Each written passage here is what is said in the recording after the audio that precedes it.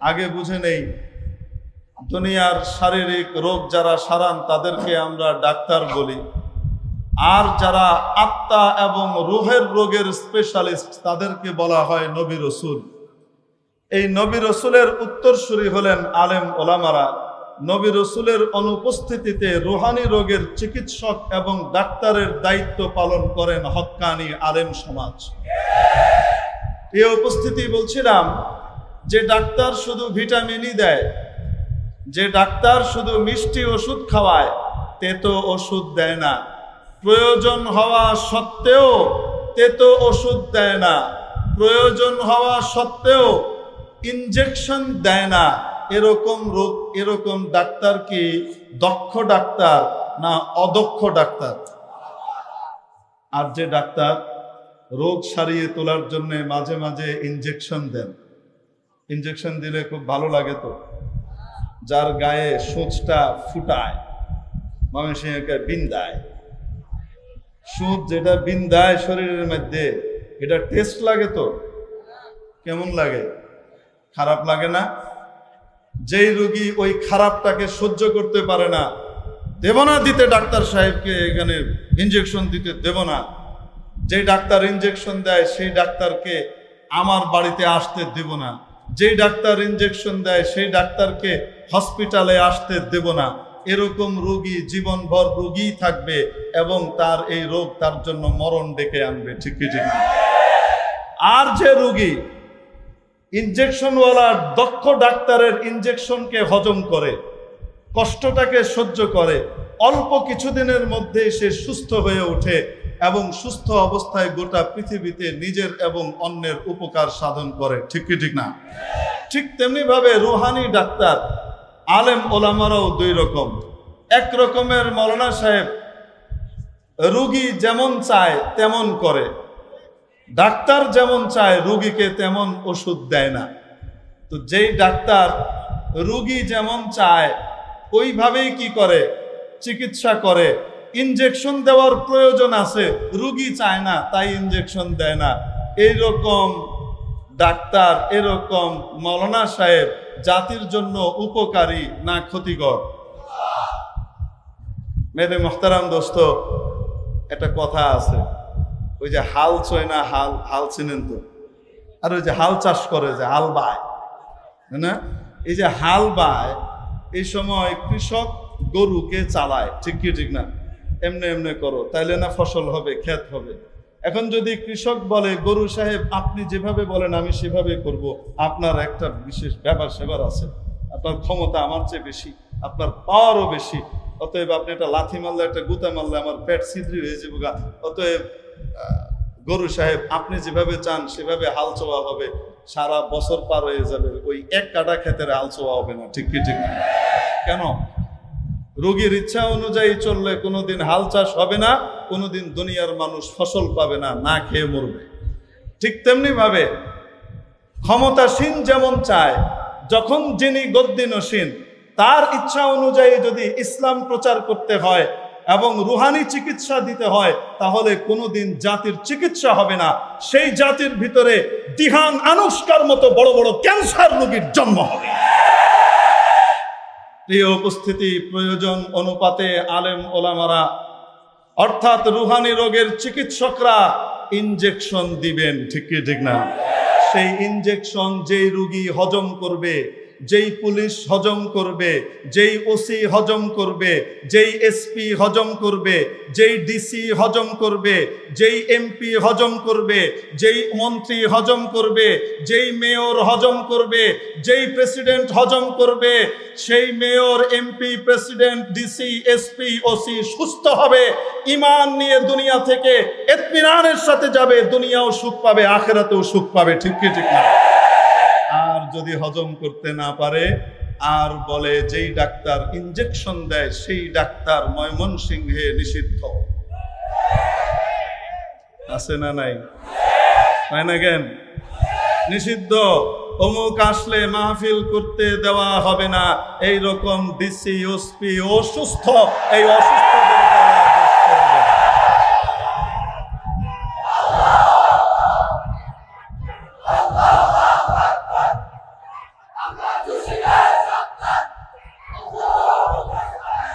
আমি যা বলেছি এটা নিজের থেকে বলি নাই, সূরাত বনী ইসরাঈলের 81 এবং 82 নম্বর আয়াত দুখানি তেলাওয়াত করেছি। এই আয়াতের মধ্যে রব্বুল আলামিন বলেন, ও নবী আপনি জানিয়ে দেন, বলে দেন, জাআল হক ওয়া যাহাকাল বাতিল, হক এবং সত্য সমাগত, হক এসেছে, বাতিল অপসৃত পালিয়ে গিয়েছে। ইন্নাল বাতিলা কানা যাহুকা, বাতিল নিশ্চিহ্ন হতে বাধ্য, ঠিক কি ঠিক না? হক এবং বাতিলের সংঘর্ষ চলবে, বাতিল অসুস্থ, হক হলো সুস্থ ডাক্তার, ঠিক কি ঠিক না? পরের আয়াতে রব্বুল আলামিন বলেন, ওয়া নুনাজ্জিলু মিনাল কুরআনি মা হুয়া শিফা, আমি এই কোরআনের মধ্যে অবতীর্ণ করেছি এমন সব বিষয় যেগুলো রোগ মুক্তি এবং আরোগ্য চিকিৎসা। ওয়া রাহমাতুল লিল মুমিনিন, এই চিকিৎসা যারা অবলম্বন করবে, এই চিকিৎসা যারা গ্রহণ করবে, তাদের জন্য কোরআন রহমত হিসেবে আবর্তিত হবে, ঠিক কিনা?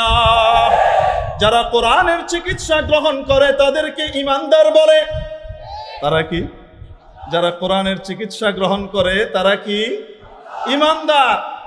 আল্লাহ বলেন কোরআন তাদের জন্য রহমত স্বরূপ।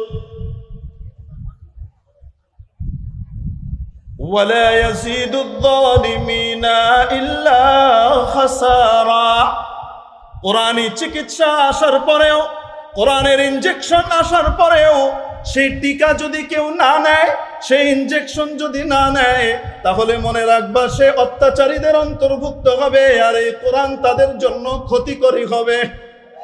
তারা কোরআন দিয়ে হেদায়েত পাবে না, কোরআন দিয়ে গুমরাহির দিকে যাবে, ঠিক কি ঠিক না?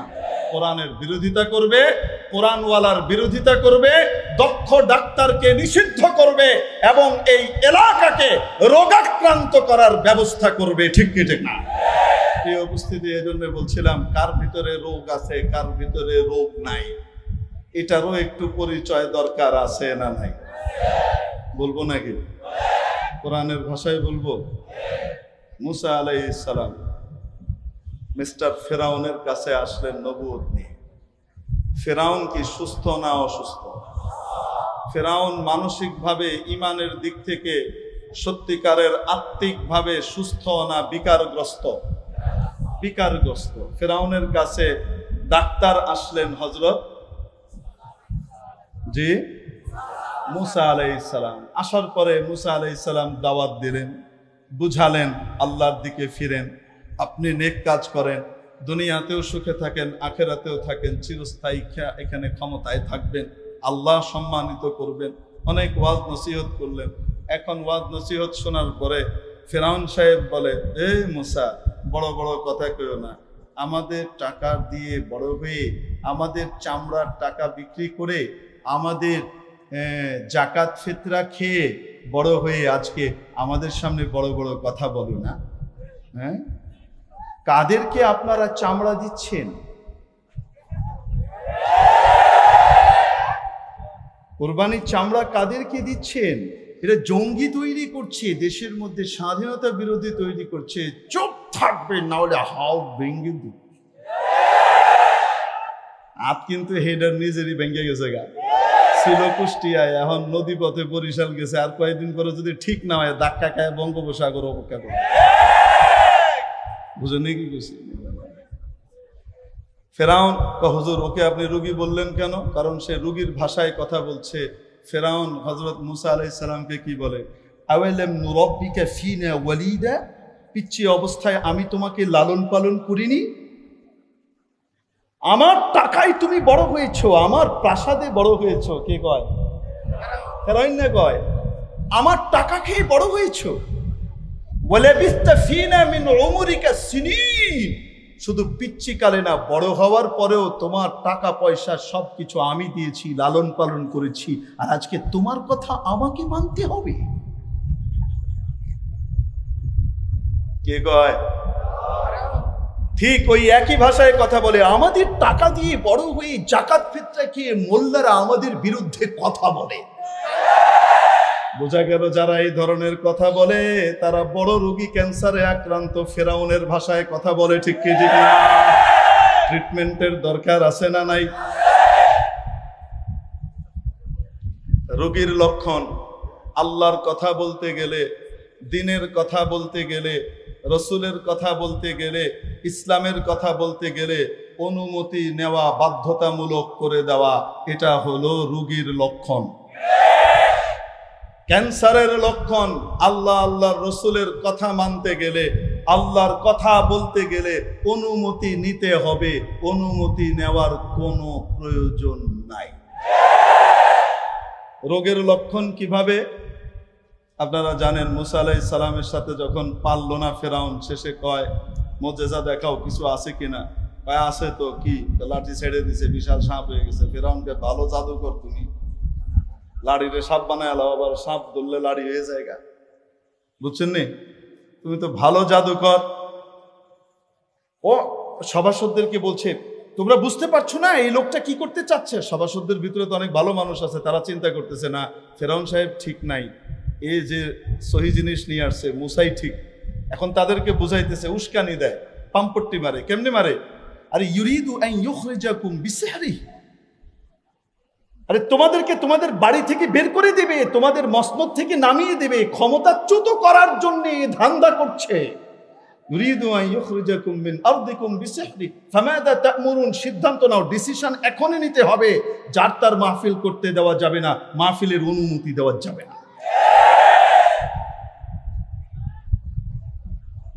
তারপরে যাই হোক, বিশাল জমায়েত করলো, ৮০,০০০ জাদুকর আনলো সারা পৃথিবী থেকে। মিস্টার ফেরাউন কয় হাজার? ৮০,০০০ জাদুকর আনার পরে তারা চিন্তা করতেছে, জাদুকররা এই লোকটা নবী হইতেও তো পারে, যদি হয় তাহলে তার লগে বেয়াদবি করা ঠিক না, কারণ নবীর লগে বেয়াদবির পরিণাম ভালো হইতো না। ঠিক কি ঠিক না? অতএব তারা একটা আদবের পরিচয় দিল। কি আদব? ৮০,০০০ জাদুকর এসেছে, তাদের হাতে বিভিন্ন রশি, লাঠি, কাঁচি সব লয়ে এসে এগুলা ছাড়বে আর সাপ বানাবে। কি বানাবে? তাদের কাছে রাষ্ট্রীয় পাওয়ার আছে, ফেরাউন সাহেব তাদের সাথে আছে।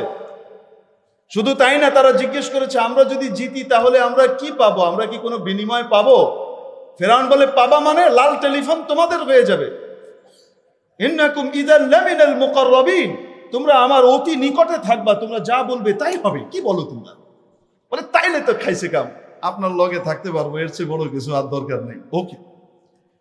এখন তারা এত পাওয়ার থাকা সত্ত্বেও বেয়াদবি না করে, অধ্যত্ত না দেখে, হুজুর আপনি বয়ান করতে পারবেন না, উপর থেকে নিষেধ আছে, আপনি নেমে যান, এই ধরনের বেত্তমিজি করে নাই। তারা একটা আদবের বহিঃপ্রকাশ ঘটাইছে, হতেও তো পারে নবী। ঠিক কি ঠিক না? তারা বলেছে, মুসা চালটা কি আপনি আগে দিবেন না আমরা আগে দিব? একদিকে মাত্র 2 জন, মুসা আর হারুন, আরেকদিকে ৮০,০০০, তার সাথে রাষ্ট্রপক্ষ। বুঝেননি কি বলি? RAB, police, CID, NSI, DSB, তারপরে সিটিএসবি, হ্যাঁ, ডিজিএফআই, সব তার সাথে। হ্যাঁ, আর ওই জমানার কথা বলতেছি, এই জমানার তারা হেনে মিলায়েন না খামাখা, আবার উল্টা পাল্টা ব্যাখ্যা করবো, এটা না। এই সব কার পক্ষে? ওই জমানার সিটিএসবি, ওই জমানার ডিএসবি, ওই জমানার ডিজিএফআই, ওই জমানার এনএসআই, ওই জমানার এসবি, ওই জমানার ডিবি, ওই জমানার পুলিশ, ওই জমানার র্যাব, সব কার হাতে তখন? আরে ফেরাউনের হাতে। ঠিক কি ঠিক না? এবং ফেরাউন যেদিকে, তারা সব সেদিকে। অনেক সময় তারা মুসা আলাইহিস সালামের পক্ষ নিতে চায় মনে মনে, কিন্তু মুসার লোক করে ফিডায় কে লিগা? উপরের আদেশ। কি এর আদেশ? উপরের আদেশ। এটা খেয়াল করে না ফেরাউনের উপরেও যে একজন আছে। এটা কেলা না কেন? যে আল্লাহ নমরুদকে মশার কামড়ে মেরেছেন, যে আল্লাহ ফেরাউনকে পানিতে চুবিয়ে মেরেছেন, সেই আল্লাহ আজও আছেন নাকি চলে গেছেন? এখন এত শক্তি আর দম্ভ থাকা সত্ত্বেও, রাষ্ট্রীয় ক্ষমতা তার সাথে থাকা সত্ত্বেও ৮০,০০০ জাদুকর বেয়াদবি করে নাই, অধ্যত্ত করে নাই, নবীর সাথে আদবের পরিচয় দিয়েছে। হুজুর আপনি আগে দিবেন না আমরা আগে দিব, চালটা কেডা আগে হালাইব? হযরত মুসা আলাইহিস সালাম বললেন, বাল আলকু, তোমরাই ফেলো, তোমরাই আগে দাও। ফাআলকাউ হিবালাহুম ওয়া আসিয়াহুম ওয়া ক্বালু বিইজ্জাতি ফিরআউনা ইন্না লানাহনুল গালিবুন।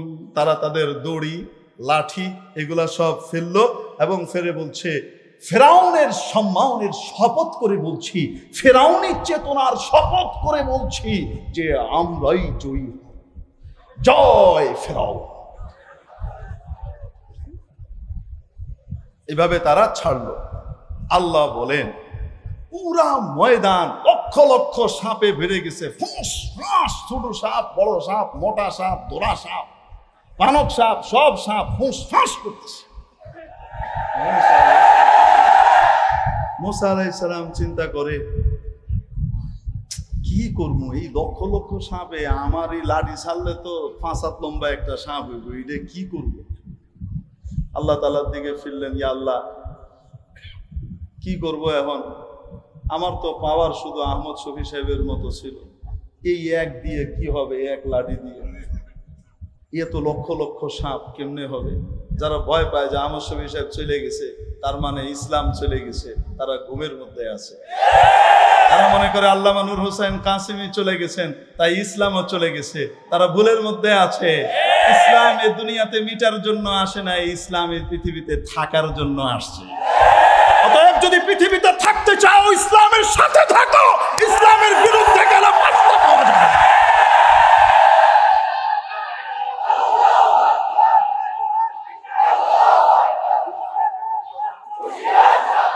মুসা আলাইহিস সালাম আল্লাহর কাছে দোয়া করলেন, মাওলা, আমার এক লাঠি দিয়ে তো ছোট একটা সাপ হয়, এত বড় শক্তির মোকাবেলা, এত ফুসফাসের মোকাবেলা কিভাবে করব? মাওলা কারীম বললেন, আরে মুসা, ক্ষমতা তো আমার, লাঠিরে আমি যখন যেই কাজে লাগাবো সেই কাজে ব্যবহার হবে, ঠিক কিনা? ওই লাঠি আবার ছেড়ে দে। মুসা আলাইহিস সালাম লাঠি আবার ছাড়লেন, ছাড়ার সাথে সাথে এত বড় এক সাপ হইছে। আর ফোঁস করে যখন এরকম ফনা তুলছে, মুসা আলাইহিস সালাম নিজের সাপ দিয়ে উল্টা দিছে দৌড়। ফাওয়াল্লা মুদবিরা ওয়া লাম ইউআকিব, দৌড় যে মারছে আর পিছন ফিরে দেখে না, কারণ মানুষ তো মানুষ না, নাকি নবীরাও মানুষ? আমাদের দেশে একদল আছে, তারা নবীদেরকে মানুষ বলতে রাজি নাই। নবীরা মাটির তৈরি না, নবীরা আদমের সন্তান না, এই ধরনের বানানোর জন্য এক পার্টি আছে না নাই? বোঝা দরকার, নবীরা কেউ মানুষ না মানুষ? হ্যাঁ, বুঝতে হবে। এখন মুসা আলাইহিস সালাম তো মানবিক ভীতি আছে, উল্টা দিছে দৌড়। জাদুকররা চিন্তা করে এই লোক জাদুকর হইতে পারে না, কারণ জাদুকরের জাদু তার নিজের কন্ট্রোলে থাকে। নবীর মুজিজা তার কন্ট্রোলে না, নবীর মালিক আল্লাহর কন্ট্রোলে। ঠিক কি ঠিক না? বুঝে ফেলছি। এখন সমস্ত জাদুকরদেরকে আল্লাহ তাআলা হেদায়েত দিয়ে দিলেন। কেন দিলেন? আদব দেখাইছিল। মুফাসসিরিনে কিরাম বলেন, কি দেখাইছিল? আদব। আদব। মুসা, আমরা আগে মারবো চালটা নাকি আপনি আগে মারবেন? এই আদবটা দেখানোর কারণে, নবীর প্রতি আদব দেখানোর কারণে আল্লাহ তাআলা তাদেরকে দুনিয়া আখিরাতে ইজ্জত সম্মানের ব্যবস্থা করে দিয়েছেন। ঠিক কি ঠিক না? আজও যারা নবীর ওয়ারিসদের সাথে আদবের আচরণ করবে, সেই ডিসি, সেই এসপি, সেই ওসির ইজ্জত সম্মান বাড়বে, আর যে বেয়াদবি করবে ফিরআউনের মতো হালাক হয়ে যাবে।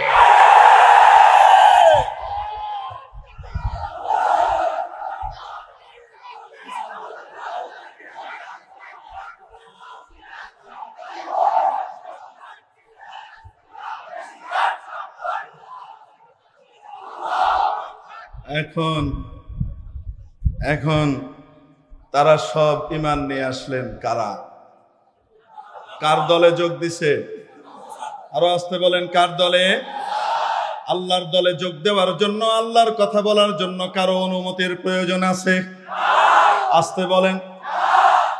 আরে প্রধানমন্ত্রীর মিটিং করার জন্য অনুমতি লাগতে পারে, বিরোধী দলীয় মিটিং করার জন্য অনুমতি লাগতে পারে, বিরোধী দল এবং সরকারি দলের মালিক, এই জমিনের মালিক আল্লাহর মিটিং করার জন্য কারো অনুমতির প্রয়োজন নাই।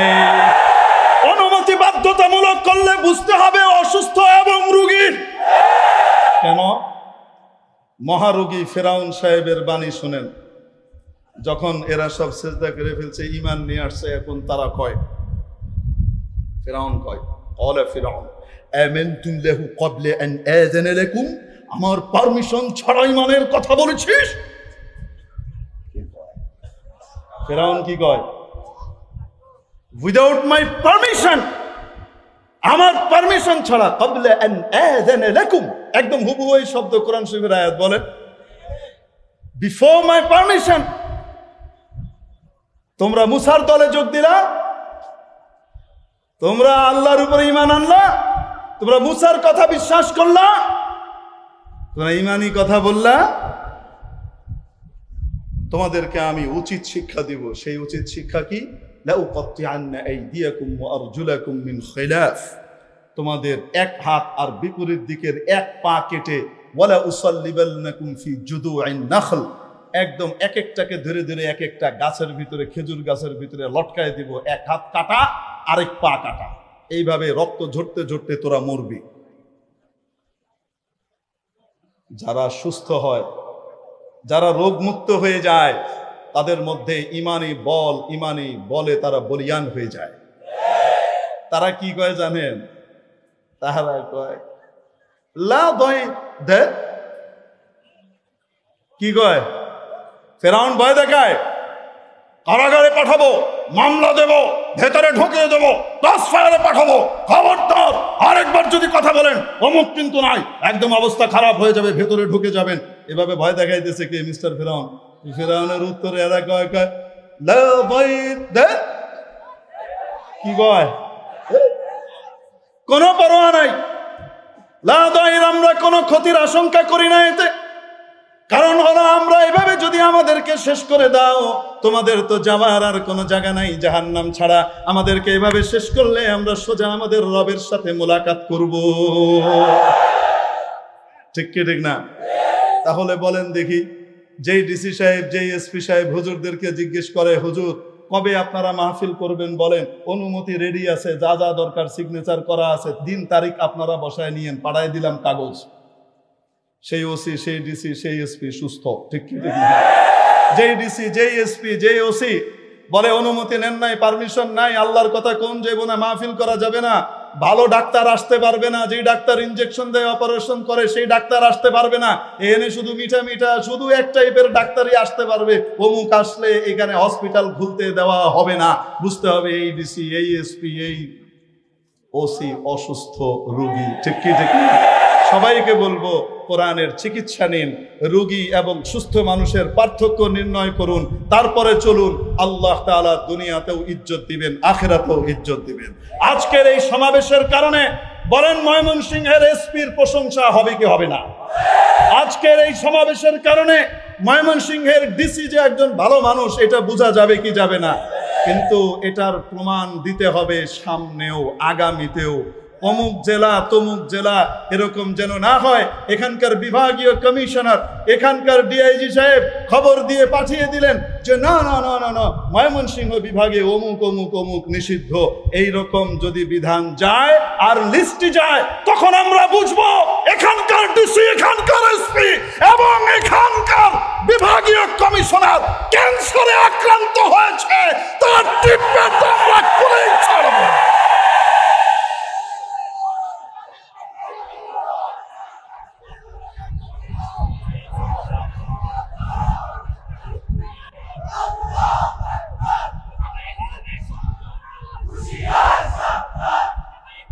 এদেশে আলেম ওলামারা ভেসে আসে নাই, এদেশে আলেম ওলামারা লজিং মাস্টার নয়, এদেশে আলেম ওলামারা ভাড়াটিয়া নয়। এদেশের স্বাধীনতার মধ্যে আমাদের সবচেয়ে বড় অবদান। যদি ভারতবর্ষ স্বাধীন না হতো, স্বাধীনতার সবক যদি আল্লামা শাহ আব্দুল আজিজ না দিতেন, তাহলে আজকে বাংলার স্বাধীনতার মুখ দেখতে পেত না। আমাদেরকে ভাড়াটিয়া মনে করলে ভুল করবা। আমরা ভাড়াটিয়া না, এদেশের দিনদার নাগরিক। এদেশের তৌহিদি জনতা ভেসে আসে নাই, কচু পাতার পানি নয়, এদেশে শিকড় আছে। ঠিক কি ঠিক না? উপড়াইতে গেলে নিজের দাঁত চলে যায়।